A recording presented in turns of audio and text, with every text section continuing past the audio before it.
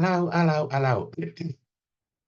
Welcome to Soccer As We Like It, the man out of direction. But today is an international break, so we're going to be covering just international football. But a topic that really came to my mind, a lot of people have been asking me, can we do a show on Brazilian football? The actual demise, the fall, the collapse of Brazilian football. This was a country whereby we're growing up.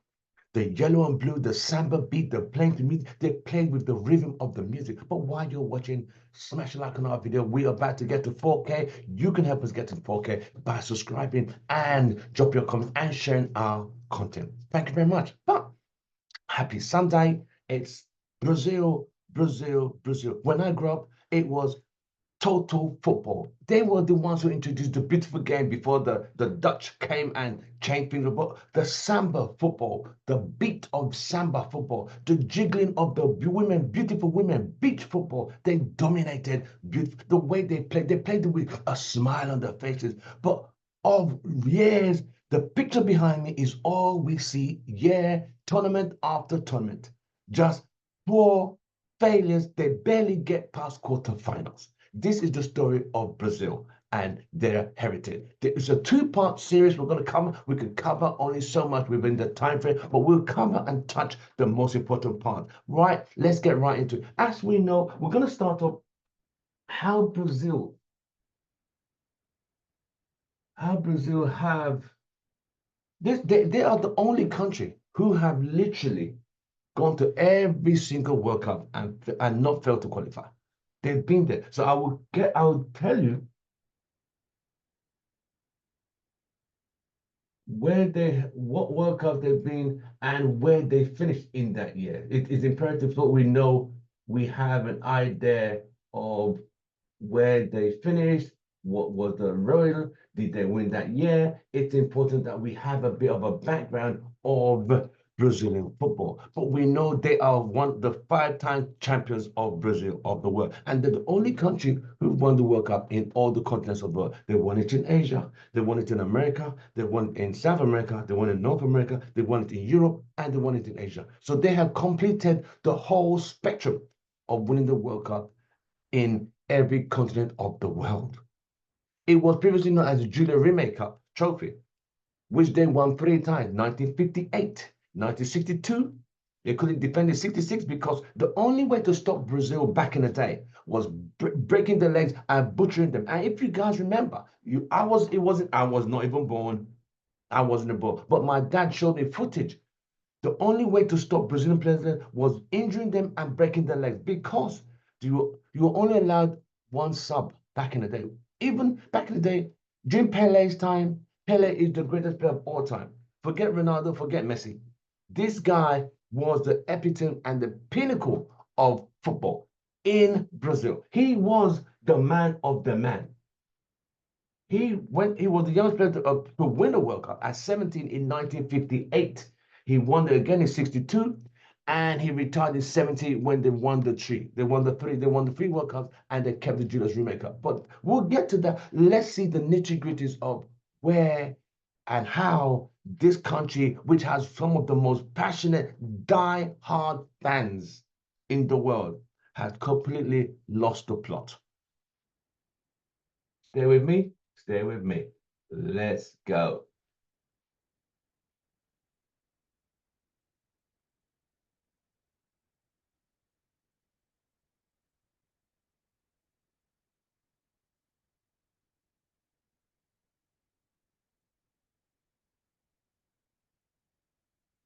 All right, let's go. So, I mean, they have produced so many superstars over the years. Some of your favorites who have been there. I mean, they have been so good. They have been the best of the best.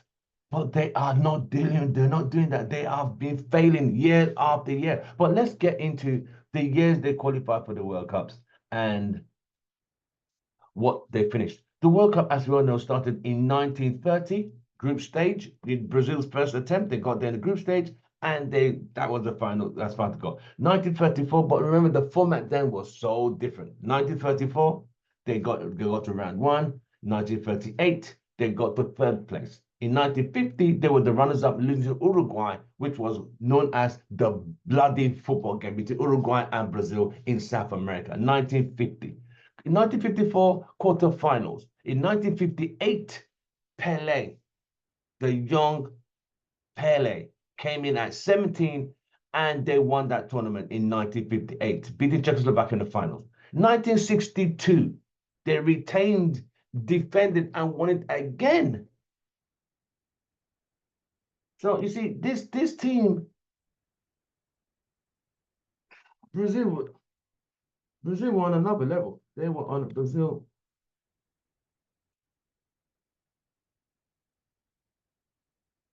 They were on another. They were very good because the brand of football was not popular. People didn't know.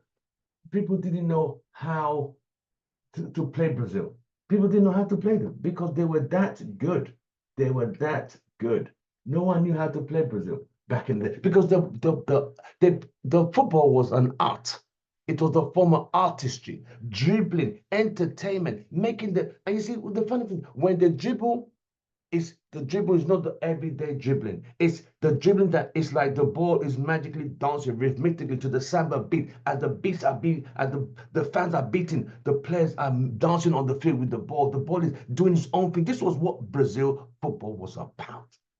The passion, the skills, the fashion, the beat, the dance, the samba music, the skills, the ability to make the ball walk and talk and do what that was Brazil in a nutshell. So in 1962, they got to the World Cup to defend the 1958 trophy. Let me pull that up quickly. Bear with me. This is history. This is history.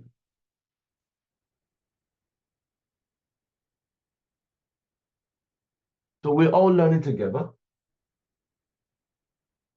In 1962, in 1962, 1962. I think they beat Czechoslovakia. They beat Czechoslovakia 3-1 in 1962. Even though Pele was slightly injured, but the football they played, well, they were unstoppable. They had players like Vava, Didi, Garincha. Garincha, they call him the little bird because this guy, he's dribbling, not even seen. The way he dribbled, people couldn't even do that. People had to learn what he was doing because you got to remember, football back in the day isn't what it is today. It's not today you could go and play a game, but everything was in black and white. There was no color TV. First time color TV came to the World Cup was 1966 and 1970. In the late 60s, 66 World Cup was in color, and the pitches were heavy. The football, the refereeing was poor. It was, they sometimes, if you saw some tackles they gave now, then you're like, nah, that's a career-ending tackle. Nah, how was that allowed? It was allowed. But these players got through Pele. Oh, the tackles that guy went through. You think what Ronaldo went through today compared to what Pele when he went back, there were no substitutes. If you got injured, you're down 10 men. They had probably one player. And the medical man came with a sponge, the magic sponge. Football was something. So in 1962, Brazil won it again by beating Czechoslovakia 3-1. They went to England in 66 and got brutalized. I mean, brutalized, vandalized, decimated, and obliterated. Not in terms of defeat. It was the tackles. People were coming in like sick. It was just brutal. It's close to a bloodbath. It was that brutal in 66. In 70, they recovered, recuperated. Pele was back. And he knew this was his last World Cup. They played, they had some new players. They were on another level. They were on another level in 1970. They were on another level. They realized that sometimes they had to mix the skills, the flair, the samba beating football with some they had to, give a few elbows and do some dirty tricks too. They had to mix it because they realized they were being taken advantage of. Because they were football so beautiful, the rest all just for nah. They said, fuck this. We're gonna play beautiful football. We'll put our name on the football, but we will play our game, but we're still gonna be physical. So they had to start getting guys who were physical. So, so they had to get the act together. There was no other way but to get the act together. They didn't have a choice. They did not have a choice, you know? They they had to. I mean, this was the picture we all see about Brazil, 1970, the best World Cup final ever. Brazil beating Italy 4 goals to one. I was not even born. It was back in the day.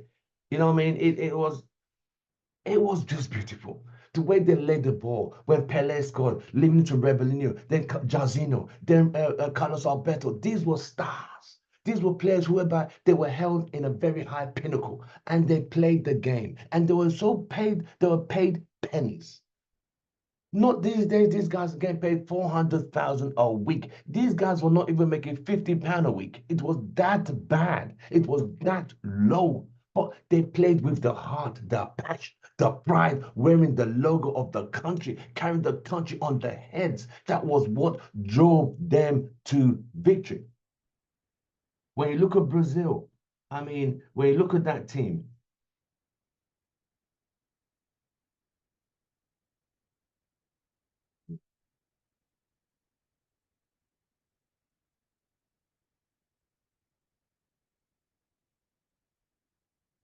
this was the picture after they scored the goal and won the World Cup in 1970.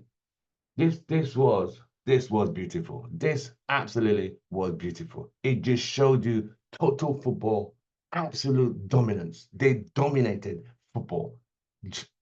That Carlos Alberto, the captain, Tostao, Revelino, Jazino.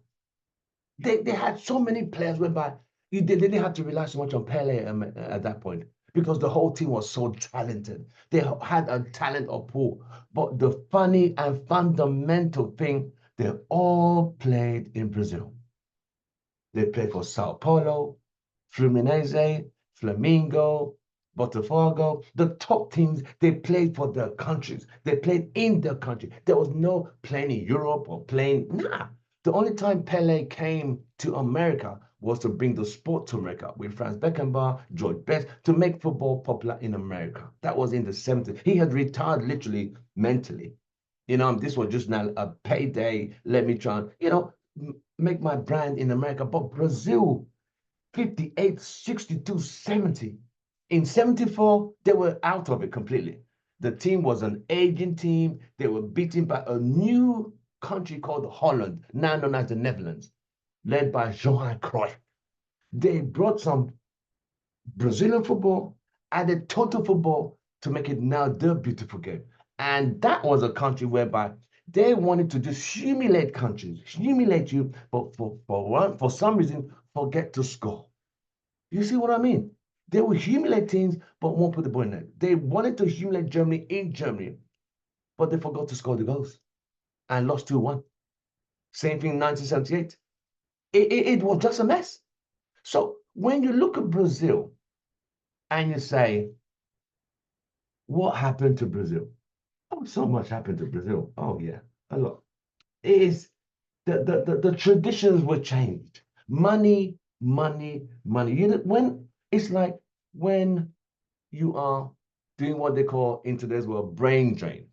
You're taking the best of a country into another country. So you're draining the technology and the brains. Like, sometimes you go to these countries and, you got all the doctors and scientists from the developing countries and taking them to developed countries. So taking the best in these smaller countries to the bigger countries to make the bigger countries better and more sophisticated. But you're draining. So this was how football started to drain, slowly drain. But it wasn't until the late 80s that things started to change. Up to that point, Brazil football was still the best. Was it the best? I mean, football was televised, but anytime Brazil came on or came into a World Cup, they were always the favorites. Why were they always the favorites? They were always the favorites because everybody wanted them to win. It was just that simple. Everybody wanted Brazil to win. But, you know, these things don't always happen that way. It doesn't always happen that way. You know, um, I was telling a few friends of mine, like, Growing up, when you saw that yellow and blue, you thought they are going to win the World Cup because they played the game so effortlessly. So it was like watching opera, going to a symphony and just listening to that beautiful, the strings of the orchestra. That was how beautiful the game of the Brazilians played. If you scored four, they knew they would score five. They were that confident in their abilities. So if you realize they won the World Cup in 58, in 62, and 1970. They were brutalized in 66. 74, the Argentine, they didn't know where they're going. 78, they came third, whereby they should have won that World Cup in 78. But because Argentina were the host, Argentina had to beat Peru by 6. And miraculously, Argentina got 6 goals to eliminate and push Brazil to first place. And they beat Italy 2-1, a beautiful goal from a guy called Zeno. I can't remember his name, but he scored this beautiful free kick that Dino Zoff was like never close to. But in 82 is where the football world started to realize that 1982 team, they called them the best Brazilian team ever that never won the World Cup. Why? Because all over that team, from the goalkeeper, Valder Perez, wasn't great, from the defenders, Junior, to the midfield with Falcao, Zico, Socrates, Eder. They had they were the complete package. This Brazilian team in 1982 went on a European tour. They defeated they played 28 games and defeated every single country, which means they were ready for the World Cup in 1982 in Spain. They were ready. They were ready. Mentally, climatically, geographically, logistically, physically, mentally, emotionally, they were ready. They got there. Scotland. Scotland scored first. First game, destroyed Scotland, destroyed New Zealand, destroyed Russia. But it's the way they played. They don't rush, they don't panic because they know the goal will come. 1982 team, that team was on another level. That team was on another level. Um, so if we go back to if we go back a bit, we'll come back to 1982. Brazil football was a home. As they say, Brazilian football is not a sport, it's a religion. They worship, they adore the football. It's not a sport, it's a religion. They worship it, it's adored, it's looked as like a god. People praying, they come to the games with candles and all sorts of religious materials just to make sure the teams win. They were that serious. They don't mess about. If it means God is going to win them the World Cup, so be it. That's how they saw the game. And they believed they deserved, they deserved to win the World Cup because they were that damn good. That's how they fought. This was the 1958 team. You can see a young Pele in the third row from the left. He was 17 years old, but he won the World Cup in this beautiful team. Do you know how much these guys were getting paid a week? Less than £50, which is about, you could call it like $20. That's how much they're getting paid a week. But it wasn't the money, it's the passion, the pride.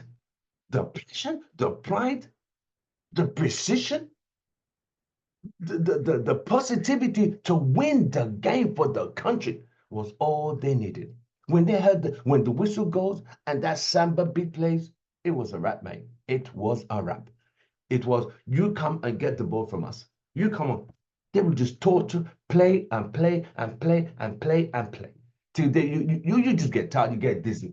The only way you could beat Brazil was physically decapitating them, breaking their legs or putting them out of the game. That's what they did. That's how they were humiliated and bullied out of 66. This is what they did.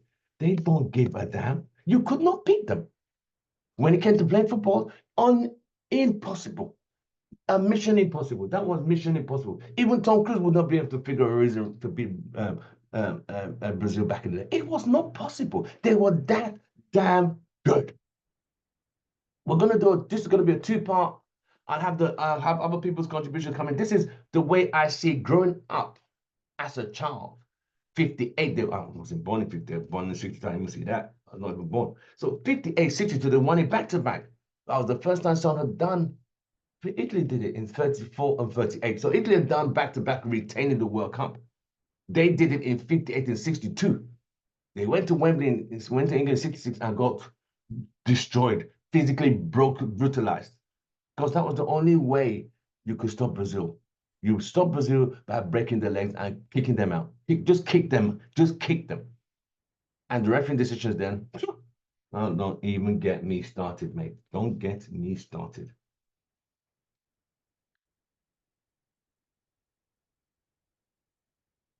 So you can see that team had so much passion. You know, they had so much passion and so much belief in themselves. It was like that team was simply, I don't call them greatest ever, but they were the first Brazilian team to, you know, to win the World Cup. It was the first World Cup. So, you know, so the standards, they raised the standards for themselves. They set the bar for themselves, you know. These South American champions, you know, and European countries didn't know how to handle them. Did not know how to handle them. Did not know how to handle them. You could see the jerseys. Look at the boots they wore back in the day. You could look at it. I should look at the boots they wore then. The boots they wore. It's funny, but this is real. This was the look at the boots they wore back in the 19. This was 1958 when they won the first World Cup. The pride in carrying the flag. The pride in carrying that flag. Look at the boots they wore. Look at their kits. Nothing special. No sponsors, nothing.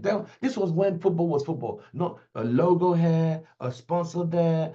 It's football and money have literally destroyed the game, especially in certain parts of the world where football was just football. Now it's a business. It's sad, but this is the reality of where we are.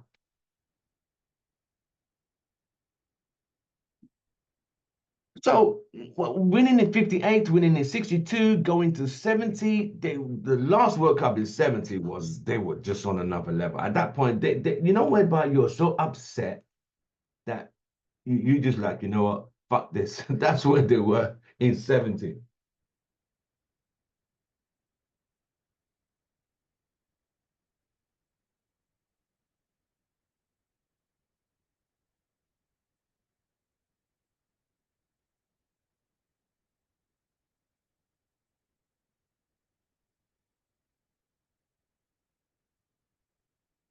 This was the 70 team.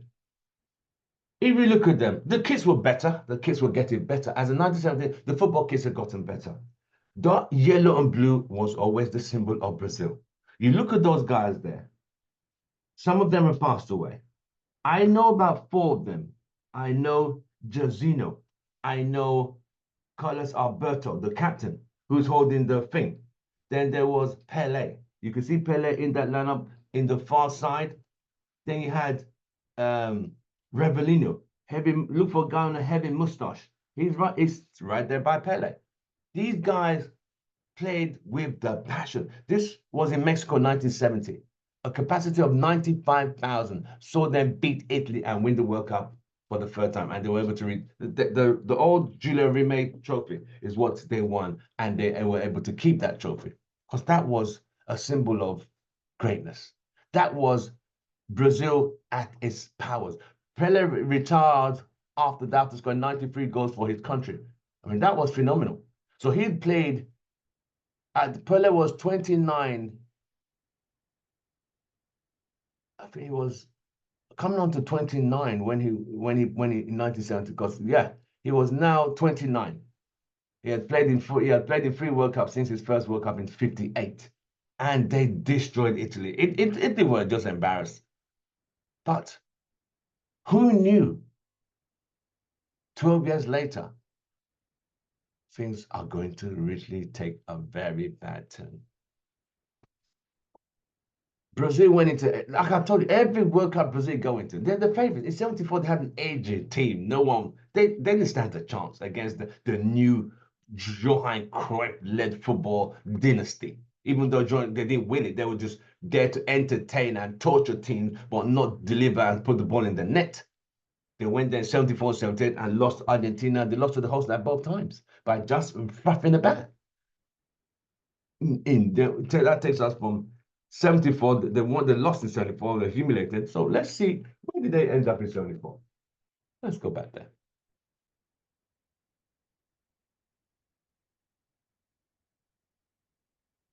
So I hope you guys are on the journey with me. This is I'm also learning because I also had to do some research and what I learned about. Like the picture you see behind me is a so familiar picture we see about Brazilian football in every tournament these days. It's just it's pathetic. It literally is pathetic. This guy's crying because they're that bad. Countries have now got Brazil. Is Brazil going to World Cup tournament? Are they the favorites anymore? Nah, bro. Nah. We're gonna stop halfway, but we'll recap. They were a mess. Absolute shambles. Absolute shambles. They were just a disgrace to themselves. Honestly, a disgrace to themselves. But ask yourself, where did it go wrong for them? It went wrong for them when the what you call the talent drain. Talent was leaving Brazil. Yes, they had their own leagues, but when you're taking the cream of the crop every time, it was like I don't want to use the word slave trade. I don't want to use that word because that's insulting my ancestors. What I'm saying is they kept picking and picking and picking and picking and picking. It's like every time there's a new talent, oh, we'll take him, we'll take him, we'll take him. So that leagues starts to just be a feeder instead of growing the league. Even though those leagues have been around for over 19. The most popular team in Brazil is Flamengo. They are the most popular team in Brazil. The most famous team in Brazil is Flamengo. Great players have come from Flamengo. Zico came from Brazil. Zico in the 80s was Pele of the 70s. He was on another level. Every country wanted him. But at that time, players stayed at home. They didn't leave the countries. I'm not talking about a player leaving Italy to go to Spain. No, I'm talking leaving the continent and going to play abroad. Abroad was seen in another continent, not another next door country. You see what I mean? And teams were loyal. People were loyal to the people were loyal to the teams and the fans. Brazil fans watched it because they knew the players got them off the seats. When you see some new skills you've never seen in your life will be like magic, absolute magic. They played the football with so much ease, like a sprinkle of beauty. That was how beautiful. They played the football with poetry, with musical orchestra and jingle bells of the samba beat rhythmically playing in the background when the players just dribbled and just tortured and weaved their ways and put the ball in the fucking net. That was all they did. That was all they did. And that was all they knew.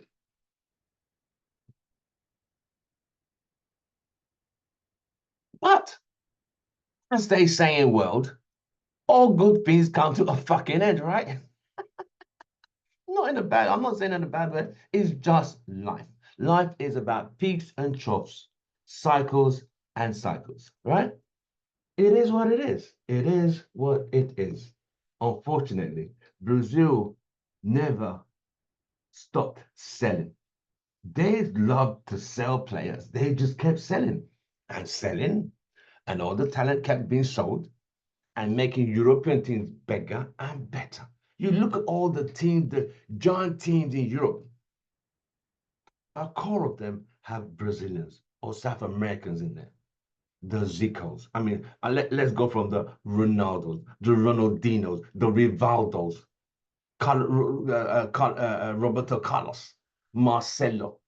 All these players were all playing in Brazil. They were not playing. They were not playing in Europe. They were playing in Brazil, homegrown. But the lure of money, the lure of greed, you are draining to sustain, but killing one side, but uplifting another side. That was how it was. It is just in simple terms. I'm just going to tell you as it is. It is what it is. There's no magic to this. But let's get back on track. So Brazil went into the 1982 World Cup. 1982 World Cup. They were the favorites. Absolute favorites. No one could stop Brazil. There was no team that could stop Brazil. Absolute favorites. They were their name. I thought they went on a European tour and beat everybody on the road. They did not even, bro. I went to the England game it was a summer holiday. I went home. I went and Brazil beat England 1-0 at Wembley. They were so beautiful. I mean, people just came to see Brazil. They just wanted to just see Brazil. That's what they didn't come to see England. I mean, England were favorites, but I mean, come on, it's Brazil we're talking about here. It's Brazil we are talking about, you know? So when you look at it, in 82, so I'll just give you a rundown where these guys were.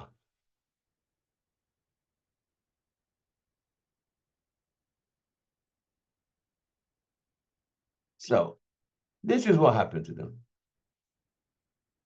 We got up to 1974, they finished fourth. 1978, they finished third, beating Italy for the third place. In 1982, they got to round two. Well, round two was a bloodbath. They in the groups there, the way the 82 World Cup was set up was very bad. It was a groups of three teams, four teams in a group, and one team. It was just so badly organized. 82 World Cup was so badly organized because England went into that World Cup undefeated and got eliminated. They didn't lose a single game. They won the first three games and drew to Germany 0-0 and and could not beat Spain. They needed to beat Spain, but I'll never forget that miss by Kevin Keegan at the history. Kevin Keegan, yeah, people remember Kevin Keegan. What the fuck? Yeah, Kevin Keegan and Trevor Brookins. These are the generation 1980s of players that England had. But it was a young Brian Robson. I remember him going down the bar line, crossing. Spain had nothing to lose. They were the hosts. They were already out. They were done. But they just wanted to make sure if we are going out, England, you're coming with us. And Brian Robson cut that ball. All Keegan needed to do was put his head there and the ball had gone in. He headed it past and England were out. So Brazil beat Scotland, New Zealand, and Russia in the group stage, and then played Argentina. That was a young Maradona, and it was a bloodbath. They did overcome Brazil. They did overcome Argentina. Then they now met Italy. They were the favorite. There was no way. Italy played three games, 0-0, 1-1, and 1-1 in the group stage. Italy didn't score, but when they got to the next stage, they had a bloodbath game with Argentina, which they won 2-1. And Maradona was sent off. He was sent off. It was a bloodbath. That group, so you had Argentina, Italy, and Brazil in that three, those three were to play each other. The winner of that three goes through. Italy beat Argentina. Maradona sent off. Brazil beat Argentina. Argentina and Italy were now to play each other. Italy were going nowhere because they only woke up in the stage when they beat Argentina. When they played Brazil, everyone knew it was a confirmed, agreed, known, crystal, fundamental, clear fact. Brazil going to beat Italy.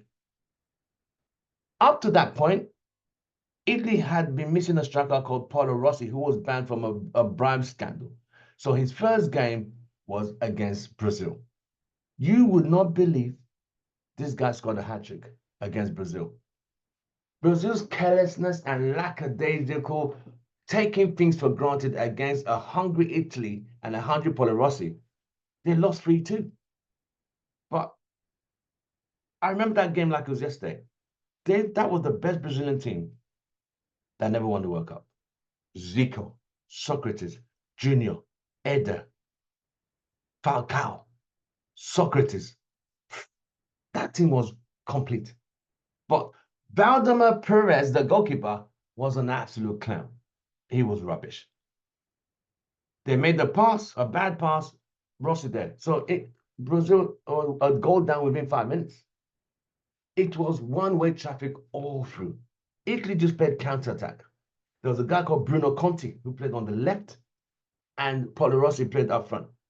Then they had people like Shearer, Bruno Conti, Shearer, Graziani. They had some good players. And one guy called Marco Tardelli, great midfielder, absolutely great midfielder. They sat back and soaked up the pressure. When the doors opened, they were there. That game was one of the best games ever played in the World Cup. Forget the World Cup final. That 82, Brazil and Italy. Italy scored first, Paulo Rossi. Then Socrates equalized, 1-1. Brazil needed a draw and they were through. But Brazil, knowing Brazil, they don't do draws. I think the manager of the team, remind me if I'm not, Tito Santana, if my memory serves me right. It's a long time ago. I was a kid. They needed a draw. They didn't need to win the game. They didn't need to win the game. They needed a draw. But knowing Brazil, Paulo Rossi scored again, 2-1. So it led to the 65th or 70th minute when Brazil got equalized. Falcao. Oh God, that goal was fantastic. It was absolutely fantastic. Go and watch that goal. Falcao, 1982 against Italy. I recommend the way he split that defense. Dino Zoff couldn't get that ball. No way. The game was done. At that point, 2-2. That's all Brazil needed.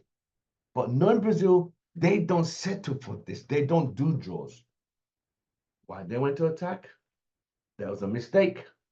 Italy had one corner kick. One fucking corner kick in 90 minutes. One corner kick. One. It shows how much they attacked. This game was 2-2 at this point. Bruno Conti takes a corner kick. Who pops in? Paulo Rossi, hat trick. The world was in shock. Brazil threw everything at Italy. No way. Dino Zoff, at 40 years old. That's why they call them the best Brazilian team that never won the World Cup. So that takes us to 1986. They got to 86 and they got to the quarterfinal and got knocked out by France in the quarterfinals. I remember that. Zico and Socrates were already old. They went to 1990, round of 16. They were knocked out. In 94, USA. This was now they had players, a new crop of players. Cafu, Romario were now in 1986, in 1994. We'll stop there in 1994, so we'll have a part 2. But this of Brazil football, how they did win the World Cup in 94, which made it the 4th World Cup, the 4th in North America. So they've already won in Europe, won it in South America, won it in North America, won it in Mexico. So they had now won the 4th World Cup in America, beating Italy again on penalties. Roberto Baggio missing the penalty that should have won the game. No, he missed his penalty, and the game was so difficult. It was hot heat. Heat was tremendously bad. It was 0-0. That was Romero and a guy called Bebeto were the strikers who played for Brazil up front. Well, we'll stop there and we'll carry on in the part 2. But I hope you've enjoyed the show. I've enjoyed it myself. It's been lovely. Like I said, this is the picture we see these days in this World Cup. This is what we see. It's pathetic. But there's a bigger problem why these guys are failing. We'll discuss that in our next show. From me, have a nice day. For me, it's goodbye and good night. So the demise and fall of Brazilian football, part 1.